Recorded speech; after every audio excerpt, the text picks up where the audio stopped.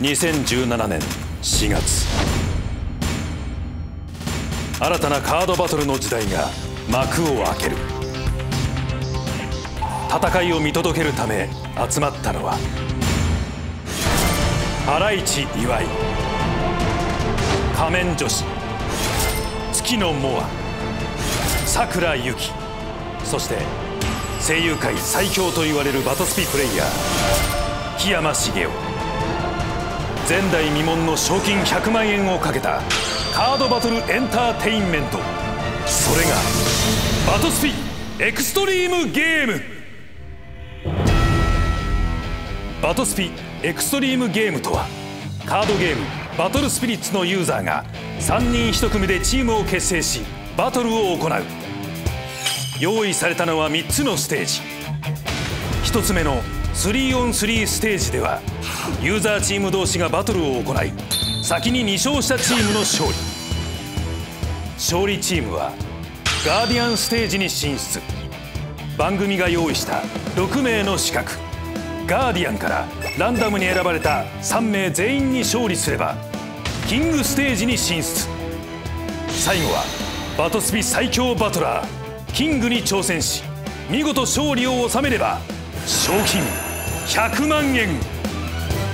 それがバトスピエクストリームゲーム。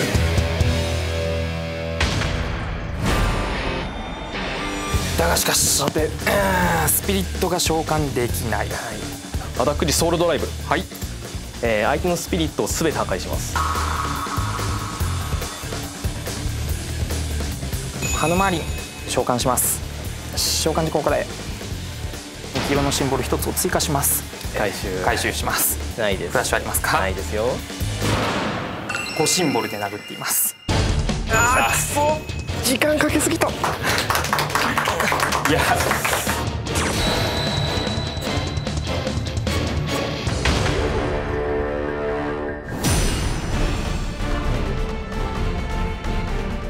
チーム鳥取勢が続いて挑戦するのはガーディアンステージです。バトルは勝ち抜き戦方式。ガーディアンを1名倒せば挑戦者チームにライフカウンターが3枚、さらに2名倒すことができれば来月の公認展大会へ追加の記念品が、そしてガーディアン3名全て見事倒すことができたら最強プレイヤーキングへの挑戦権を獲得できるというシステムになっております。さらにガーディアンはガーディアンしか使用できない特別な武器エクストリームカードを持っております。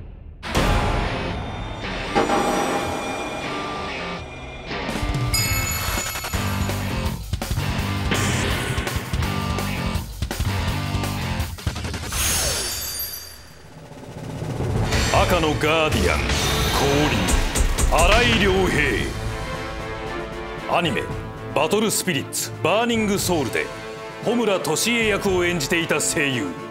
そのプレイスタイルは穂村俊恵を彷彿させるような熱い魂で果敢に攻める破天荒さを持つ。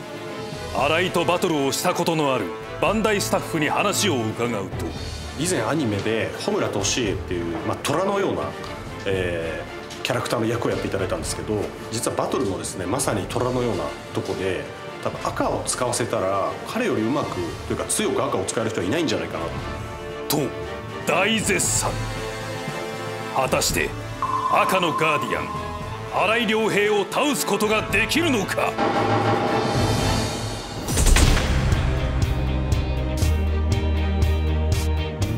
マグナマイザーを召喚します。これ3枚目じゃないですか。そうですね。引きいいっすね。これは素晴らしい引きです。マグナマイザーでアタックするとき、トリプルアルティメットトリガー。はい。ヒット。ヒット。ヒットです。カウンターはないです。じゃあ待ってました。ありがとうございます。はい、ありがとうございました。相手の盤面がもう見えないうちにもう速攻でもうこっちばっかり動いて絶対負けません。さあガーディアンステージ1回戦、先行は赤のガーディアン新井良平さん、そして後攻はチーム鳥取勢葵さん。ゲートオープン開放。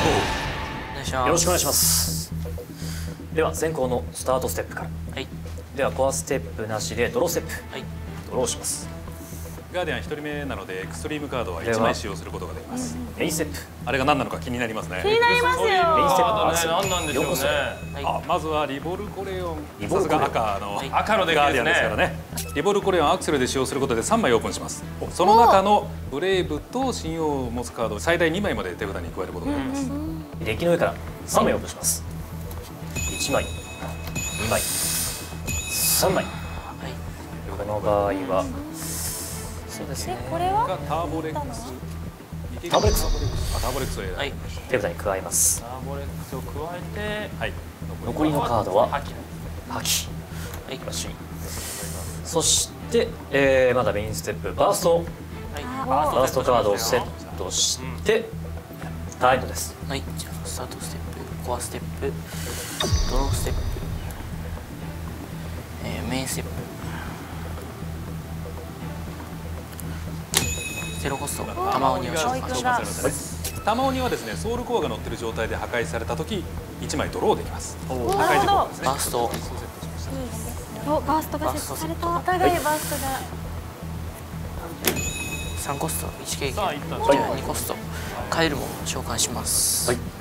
じゃあアタックステップ入ります。どうぞ。カエルムでアタックします。はい。BP はおいくつですか？3000です。3000。はい。そのアタックはライフで受けます。バーストは大丈夫です。じゃあたまにアタックします。フラッシュありますか？フラッシュありません。ないです。なければライフで。これもライフ。いきなり2個削られましたよ。受けたことによりライフ減少によりバーストが発動します。ライフ減少バースト。名前が公園の戦記ブリュンヒルデ。はい。バースト効果でブレイブしていない相手のスピリットアルティメットすべてを手札に戻します。じゃあ今手札に戻されるんですね。はい。裸の状態になってしまいます。丸腰ですね。エンドステップでターンエンドします。はい。ではこちらのターンのスタートステップからスタートステップ、コアステップ、こう置いてドローステップ。はい。そしてメインステップ。ブリュンヒルデのレベルを上げておきます。では4コスト支払って超円魔人。超円魔人の召喚時効果で相手のバーストを1つ破壊します。これでバーストしましたね。はい。変わりはないです。おそらくブリュンヒルではこれでターンエンド。はい。じゃあ僕のターンスタートステップ、コアステップ、ドローステップ、ゼロコスト、玉鬼を召喚します。はい。じゃあここでアクセル使用しました。はい、3コスト1経験2コストでクルセイダージェネラス。あれは相手のスピリットを1体自分で選んで破壊します。でお互いなんで。あ、お互いなんですか。はい、自分もスピリット1体破壊しなければなりません。じゃあ諸刃の剣だ。ただし玉鬼にはソウルコアが乗ってましたので、玉鬼はこのスピリットの破壊時ということなので自分で破壊しても破壊時効果を使用することができます。自分で破壊しておいてドローするという。なるほど。相手は1体自分のスピリットを破壊して自分は1体自分のスピリットを破壊します。お互いに破壊。はい。はい。じゃあ玉鬼の破壊時効果でソウルコアが乗っていたので敵から1枚ドローします。はい。じゃあ破壊されます。じゃあそのままメインステップで、アクセル4コスト。これアクセルとして使用しても強いんですよ。コアが2個以下のスピリットアルティメットを破壊するというアクセルの効果を持ってますが、カエルム。じゃあコアが2個以下のスピリット1体破壊します。じゃあこのバーストをセットしてターンエンドです。素晴らしいフィールドコントロールですね。スタートステップ。こうなっちゃうと相手もなかなか展開できないんですよ。あ、そうなんですね。はい、フィールドをどうしても置いとかなきゃいけないんですが、全部見事に破壊されました。はい。エクストリームカード使用します。出たエクストリームカードなんだ。では、こちらが先行で5ターン目以降にしか配置できないネクサス。ネクサス配置しましたね。エクストリームカードオープン。ルビーの砦ネクサスですね。配置します。どうぞ効果を。ルビーの砦配置しました。何の効果があるんだ。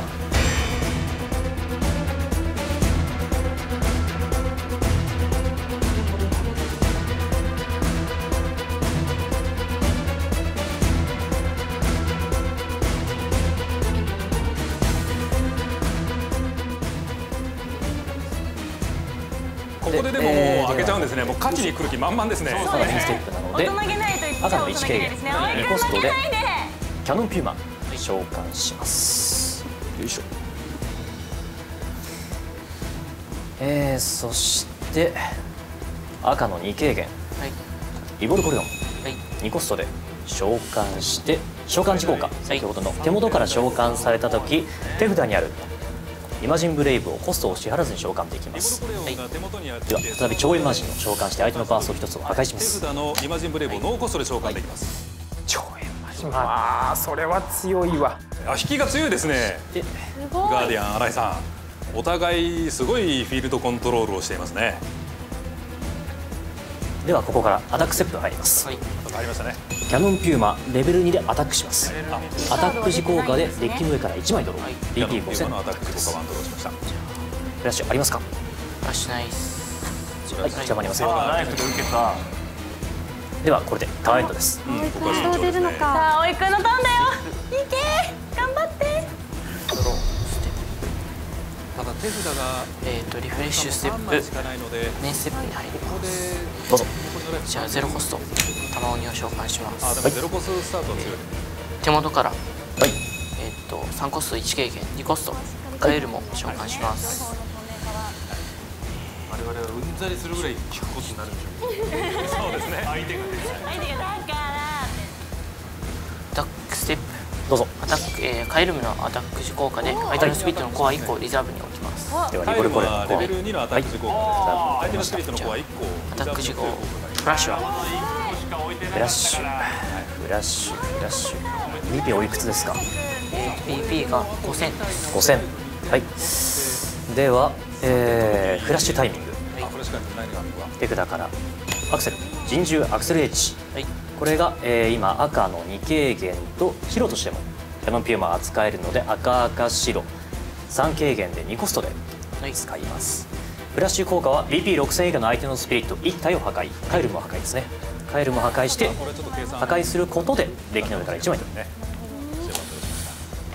アクセルエッジははい。ではスタートステップ、コアステップ、ドローステップにルビーの砦のレベル1効果でドロー枚数プラス2します。3枚ドロー3枚強いですね。このカードちょっと強すぎませんか？バーストセットします。何か設置された。これは何のバーストかな？赤と白と赤の軽減があるので今度はノーコストでキャノンピューマを召喚します。今もフル経験してますね。そして手札から1コストでフェニックキャノンブレイブを召喚して召喚時効果で BP7000 以下の相手のスピリット1体を破壊します。BP7000 以下のスピリット1体、そしてネクサスを1つ破壊で2つ同時に破壊する恐ろしい効果があります。そしてフェニックキャノンのブレイブ条件がコスト3以上、左側がコスト3以上なのでこのままキャノンピューマにブレイブ、イマジンブレイブ1枚を赤のイマジンブレイブ1枚ノーコストで召喚するという効果もあります。先ほどの人獣アクセレッジ手元からコストを支払わずに召喚します。ここで畳みかけるかもしれませんね。ではメインステップでここまで行ってアタックステップに入ります。ではキャノンピューマでアタックします。アタック時に1ドロー、デッキの上から1枚ドローします。アタック時効果の解決までいきました。フラッシュ考えます。どうぞ。さあでも前回のチャレンジバトルの時の葵さんの引きの強さが今回発揮されてないような感じがしますね。そうですね。あの時は引きが良かったですからね。凄まじい引きでしたからね。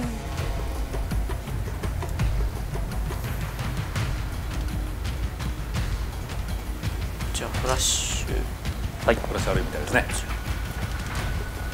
マジック3コスト。これネクロブライトを使用しました。これはトラッシュにあるコスト3以下のスピリットカードをノーコストで召喚します。スピリットちょっと防御って感じですかね。そうですね、ブロッカーを増やしました。召喚します。玉鬼を召喚。玉鬼を召喚してこうして召喚します。はい。ではこちらもフラッシュタイミングを使います。フラッシュアクセルで、恐竜神器ターボレックスを3コストを使ってコスト3使ってターボレックスのアクセルの効果を使用しました。相手のスピリットアルティメット1体をデッキの上か下に戻すことができます。ある意味デッキの一番下に行くというのは破壊よりも恐ろしいですね。そうですね。もう二度と出会えないの可能性もありますからね。戻ってこないですからね。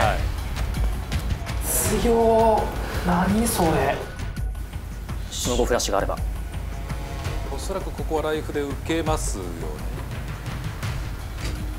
ここは3個で打てるアクセルマジックが何かあるかどうか。じゃあフラッシュ。チーム鳥取勢頑張ってほしいですね。いやよくしのいでると思いますよ。ありましたね。クルセイダージェネラス。はい。自身で1体破壊します。お互いに破壊。クルセイダージェネラスですね。これはお互いの自分で選んでいいならこのキャノンピューマを破壊します。破壊します。葵君は何もないんです破壊によるが、バーストこれは相手に直接その効果だけ押し付けることができます。こちらはフラッシュはありません。だがしかし、もう1体残っているので、アタックステップを継続して人獣アクセルエッジ増援マジックアタックなのか？アクセルエッジでアタックをします。アタック時効果で BP プラス5000されるので、5000足す5000足す4000なので14000のラップシンボルです。こちらフラッシュありません。こちらもフラッシュはありません。ありさせました。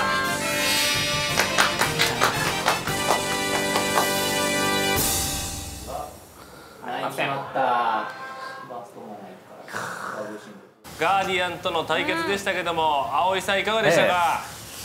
いやネクサスは正直あまり考えてなかったんですけど、こっちの手札がちょっと低コスばっかりだったのと、超エマジンでちょっとバーストが2回とも破棄されてしまったのが痛かったですね。そうですよね。1回戦ではめちゃめちゃ引きが良かったけど、今回はちょっと運にね見放されちゃった感じがありましたね。はい、ドローしても全然。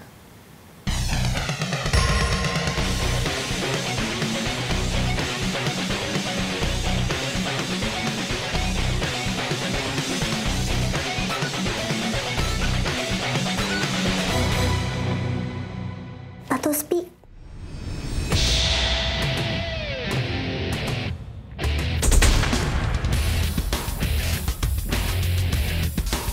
相手のスピリットを全て破壊します。ハノマリン召喚します。5シンボルで殴っています。あーくそ、時間かけすぎた。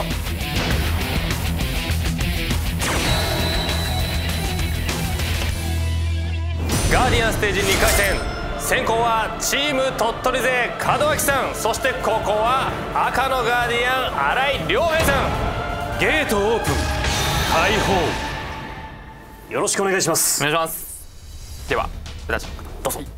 ではスタートステップ、コアステップはなく、ドローステップ。はい。ではネクサス顔の縄文を、はい、コスト3で配置。顔の縄文は、スタートステップ時に自分の手札から、スピリットカードマジックカードを手元に置くことで1枚ドローします。これでエンドステップ終了です。はい。ではこちらのターンスタートステップ、コアステップ、ドローステップでは5コストでフェニックキャノン召喚しまして、相手のネクサスを1つ破壊します。はいはい。そしてバーストをセットしてターンエンドです。はい。スタートステップ、コアステップ、はい、ドローステップ、リフレッシュステップ。ではメインステップ、はい、セイバコルトコスト3を支払って召喚します。はい。今出しましたセーバーコルト、これも回復状態の時に相手の効果を受けない、破壊できないんですよ。なるほど。アタックステップ入りますがアタックはしません。はい、エンドステップ終了です。はい。ではこちらのターンスタートステップ、コアステップ、ドローステップ、ノーコストでイグアバギー召喚します。特にこの子は、赤としても扱える効果がついておりまして、封印前なので他の効果は特にありません。はい。なのでキャノンピューマ3コスト2軽減1コストで、はい、キャノンピューマを召喚します。この子の BP をレベル3にして BP6000 を維持して、はい、フェニックキャノンの条件を満たしたのでコスト3のキャノンピューマにブレイブします。はい。ということで合体しましたよ。ダブルシンボルに5つアタックした時ワンドローもできるという。そういう効果が。はい。イグアバギーのレベルを上げます。はい。はい。ではアタックステップ。はい。フェニックキャノンをブレイブしたキャノンピューマでアタックして、はい、アタック時効果でデッキから1枚ドローします。はい。フラッシュありますか？フラッシュタイミングフラッシュはありません。こちらもございません。ではそのアタックライフで受けます。はい、2点。ではこれでアタックステップ終了してターンエンドです。はい。スタートステップ。はい。コアステップ、このまま畳み込まれるのか。ドローステップ、見ものですね。さあ門脇さんまだどんどん手札を増やしていくのか。コアは増えましたからね。ここはね木の起源流デルフィニュート、軽減が1あるので4コストで、召喚します。召喚時効果、自分の手札にあるスピリット、スピリットカードもしくはマジックカード3枚までをオープンして手元に置きます。この効果でオープンしたカード1枚につき自分はデッキから1枚ドローします。それではクレアシフォン、アンドロメダ、バーリー、この3枚をオープンして、オープンしたカード1枚につき1枚ドロー、1、2、3枚、その後この効果でオープンしたカードのアクセル効果すべてをコストを支払わずに発揮できます。ではエクレアシフォンの効果で BP をすべて13000マイナスします。ゼロになったスピリットすべてを破壊します。ではユガーバギーとキャノンキューブを破壊。この効果で破壊したスピリット1体につき自分はデッキから1枚ドローします。今2体強い効果ですね。2体破壊してるので2枚破壊しましたので2枚ドローします。フェニックキャノンはすごいですね。さすが X レアのカードというところでしょうか。続けて妖精神官アンドロメダのアクセル効果、自分のトラッシュにある木のカード1枚を手札に戻します。顔の縄文を手札に戻します。続けてバーリンのアクセル効果、自分の手元にあるスピリットカード1枚を手札に戻します。エクレアシフォンを手札に戻す。この効果で黄色のスピリットカードを戻した時、相手のスピリット1体を手札に戻す。フェニックキャノンを手札に戻します。アタックステップ、アタックせずにターン終了します。ではこちらのターンスタートステップ、ワンショットキルを狙ってくるのでコアステップ、無駄なアタックは一切しないですね。ではメインのアクセル効果、野手、メインでアクセルを使います。3コスト支払って自分のトラッシュにある赤のスピリットカード1枚を手札に戻します。先ほど破壊されたキャノンピューマ、こちらを手札に戻します。そうしたらばアタックステップに入らず、入っても出すものがないのでこれでターンエンドします。わかりました。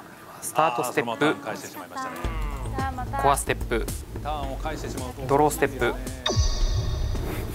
ただキャノンピューマを手札に戻したのでリフレッシュステップ、攻撃3点を狙ってくる可能性もあります。メインステップでは美食の妖精ロゼット、3コストの2軽減、1コスト支払って召喚します。赤の天敵です。お互いのアタックステップ時にアクセルを使用した時1枚ドローできます。持ってたらもうどんどん引けちゃうと。そうですね。さらに、破壊された時同じ状態で残って1枚ドローできます。なるほど。じゃあ破壊された方がいい。続けて猿の12神王ハヌマーリンを、6コストの3軽減、3コスト支払って召喚します。羽は出して。どうした？君言った方。うわー、もう得意パターンに持って帰ってますね、これね。入ります。この状態になったら終わりません。美食の妖精ロゼットでアタック宣言します。アタック後のフラッシュはありますか？フラッシュはありません。わかりました。それではどうぞ。12神王ハヌマーリンの、効果で、自分の手札のアクセル効果を、コストを支払わずに使用できます。猿同士オンコットの、アクセル効果を使いたいのですが、オンコットのアクセル効果はこのターンの間自分の黄色のスピリットすべてに黄色のシンボル1つを追加するというものなので、全員今ダブルシンボルになっているわけですね。そうですね。今ダブルシンボルです。でその効果発揮後、続けて、ロゼットの効果、お互いのアタックステップ中にアクセル効果を使用したとき自分は1枚ドローします。では、フラッシュタイミング使います。手札から4コストで、略光エクスパルトを4コストで使用して、シンボルを2つ以上持つ相手のスピリットアルティメットを1体を破壊しデッキからワンドローします。そうですね。ではハヌマーリンが今ダブルシンボルなのでハヌマーリンを破壊してデッキから1枚ドローします。そ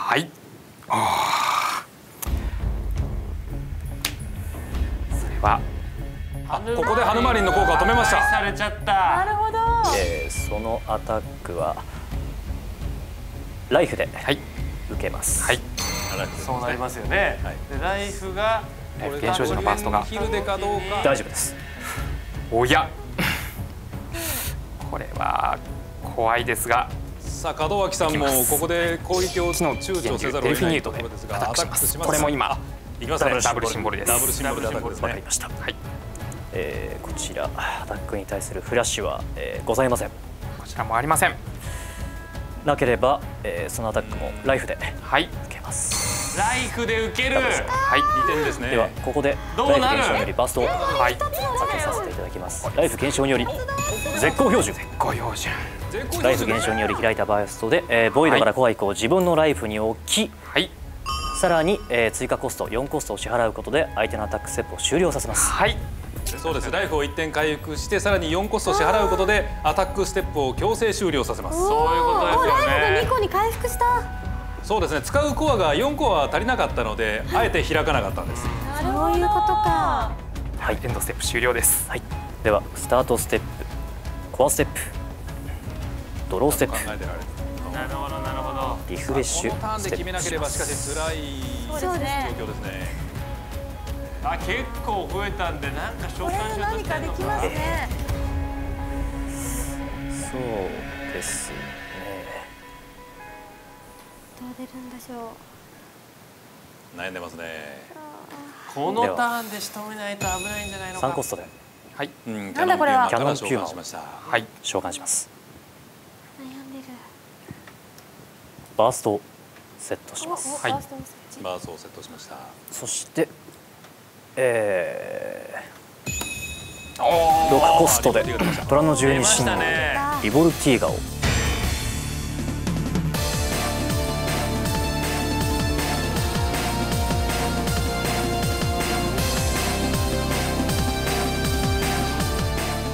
ただ今の状態ではキャノンピューマのレベルが足りてませんので砲撃枚数1枚プラス上乗せすることはできないですね。どうしましょうね。ではアタックステップに入ります。はい。十二神をリボルティーガでアタック、アタック時効果で封印、はい、このスピリットのソウルカを自分のライフに置きます。はい。そして、封印によりバーストが、ちょっと提示だけ、はい、ガルダーラですね。そして、アタック時の砲撃の効果でデッキの上から2枚、はい、めくり、はい、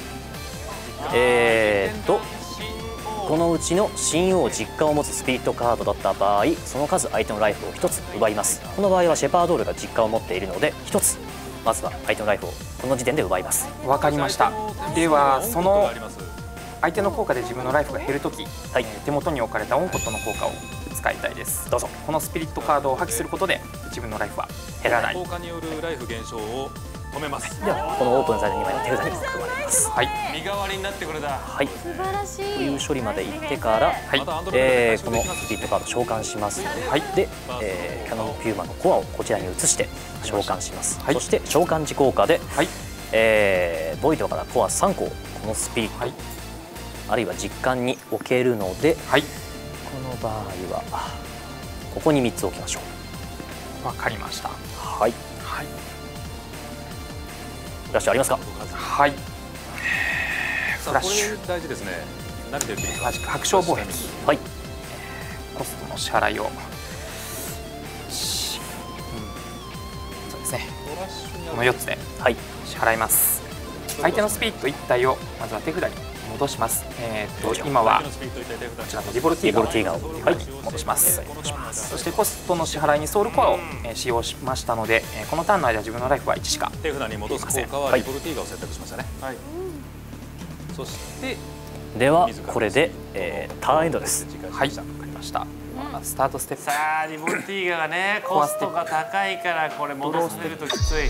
確かにターンを返してしまいましたが次のターンあるのかな。この1ターンで決めるってことはありますか。あります。メインカードが揃っていればですが。悩んでる門脇さん。悩んでますね。いやマジでチーム鳥取勢頑張ってほしい。ここは一緒でも確認しますね。ネクサス顔の縄文を3コスト1軽減の2コストでここはシンボルを確保したい。もう1枚もう1枚出た。続けてフィンの聖獣スターキャンベルのアクセルの効果を使います。はい。トラッシュにある強制装置を戻すので、先ほどのオンコットハヌマーリン手札に戻します。戻っちゃった。ハヌマーリンも戻せるんだ。戻します。これ来るよ。操縦を持つオンコット、操縦を持つユニシンハヌマーリン、この2枚を手札に戻します。はい。そしてこのターンでは展開するのは出せるには出せますね。あ、少し無理をしてでも出しましたね。このターンで決めに行きたいという意思が見えますね。それではアタックステップに入ります。どうぞ。さらにの12進をハヌマーリンでアタックします。アタック後のフラッシュがあれば。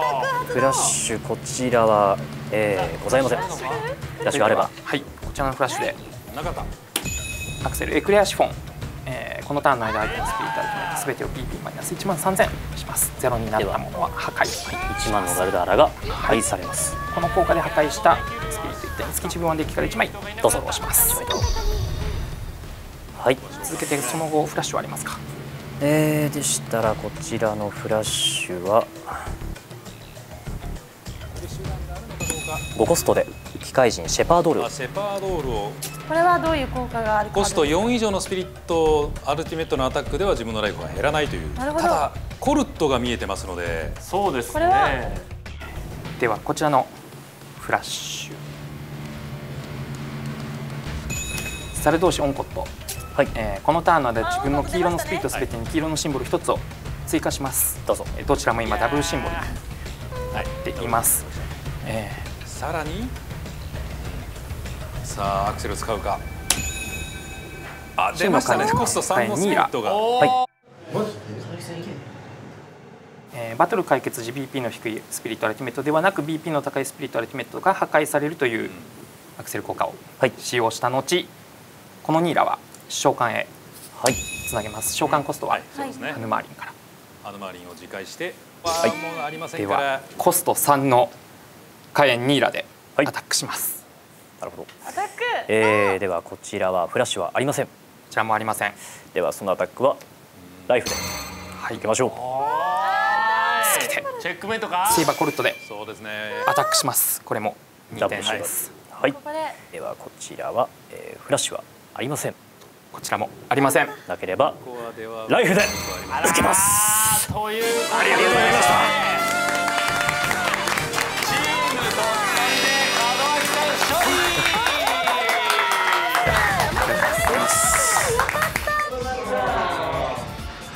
門脇さん勝利。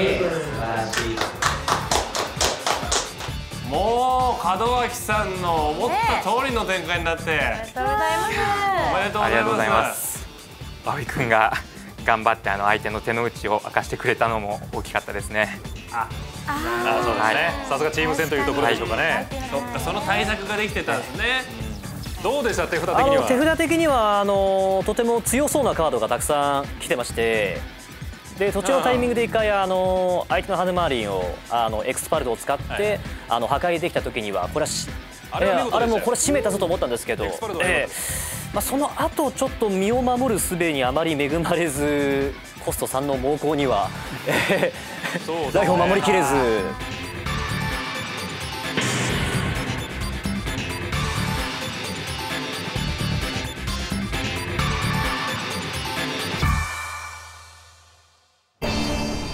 バトスピ。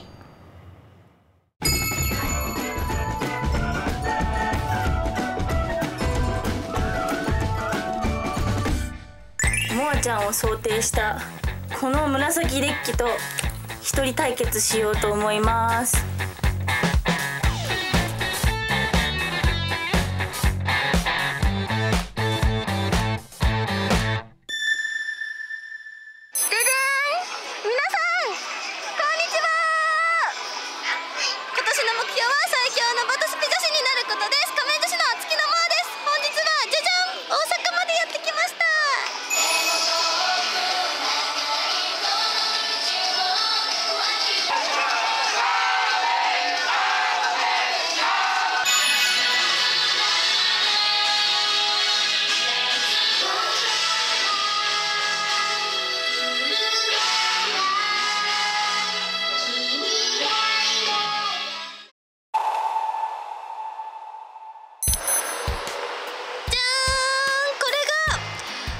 しい。あ、真っ暗だな。じゃーん、ここが大阪にあります仮面女子の劇場、仮面女子シアターです。ここだよー。はい、ですね、シアターの上にはね寮がありまして、みんなそこに住んでて、押し入れに住んでます。ここでね、私はねデッキのね勉強をねするの。見てこれ、コンプリートカタログ。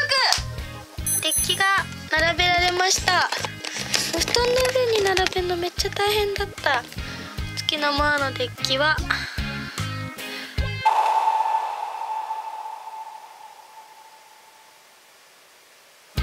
シャミーラムをねもっとね生かしたいの。次回ゆきちゃんとの戦いではこのシャミーラムをこのイマジンブレイブを合体させてみたいなと思います。この戦略でいってみる。コア除去しつつね以上、月の間でした。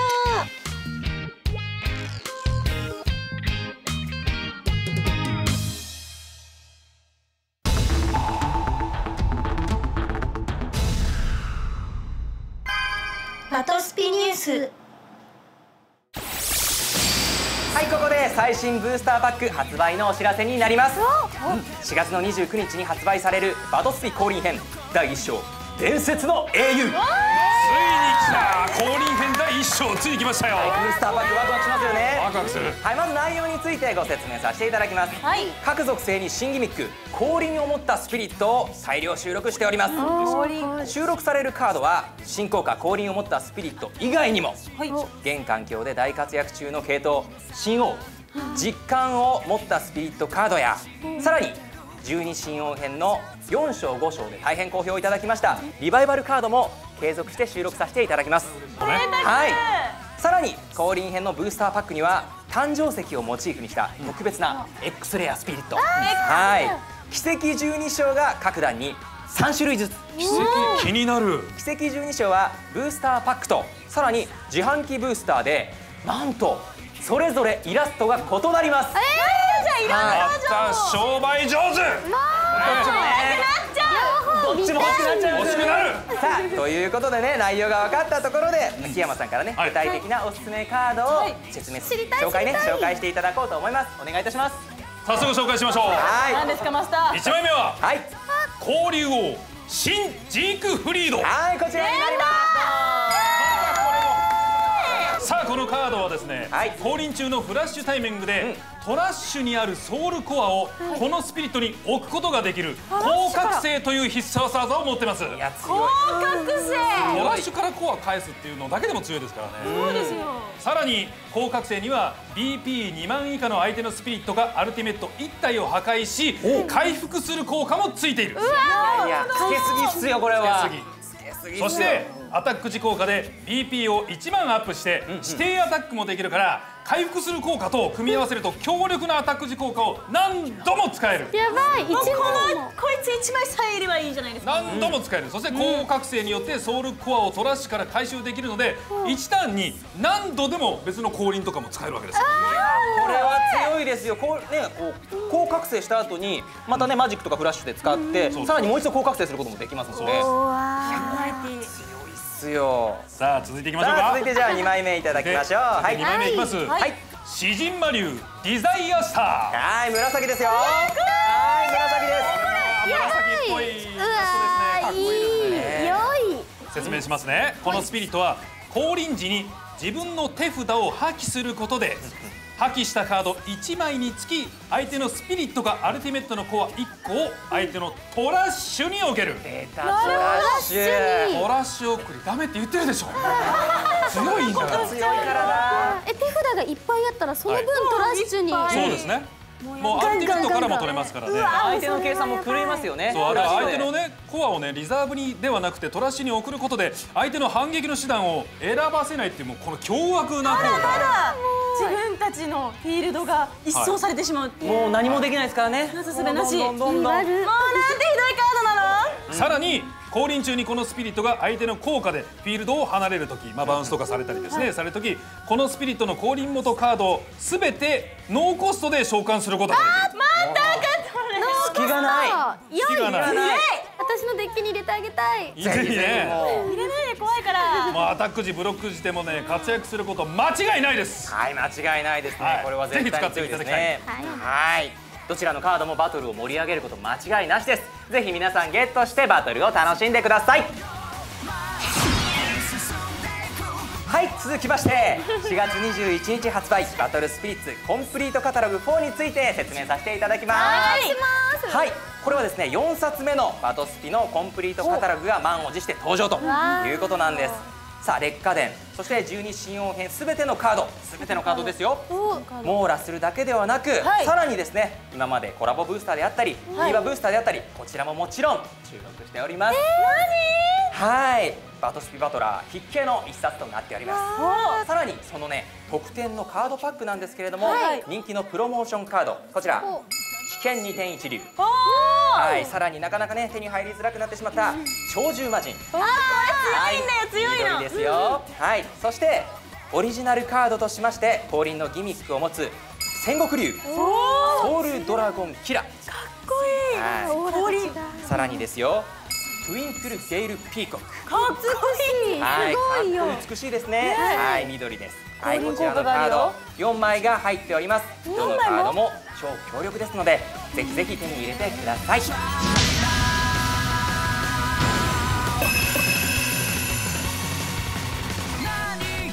デッキの下に戻します。手札に戻すことで回復します。また戻された。これが白の防御力ですね。もう僕には次のターンしかないので、もうあの兄を召喚します。はい。アタックをします。ライフいきます。はい。ひょっとしたらひょっとしますね。